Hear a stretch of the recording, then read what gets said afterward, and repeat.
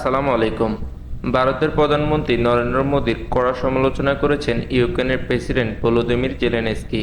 সোমবার ৮ জুলাই মোদী যখন রুশ প্রেসিডেন্ট ভলোদিমির পুতিনের সঙ্গে দেখা করেন, সেদিনই ইউক্রেনের রুশ হামলায় অন্তত ৪১ জন নিহত হয়েছে। এই নিয়ে মোদীকে একহাতে নেন জেলেনস্কি। খবর সিএনএনের। মস্কোতে মোদীর এই সফরে শান্তি প্রচেষ্টার জন্য ব্যাপক হতাশা ও বিধ্বংসীকর বলে উল্লেখ করেছেন ইউক্রেনীয় প্রেসিডেন্ট।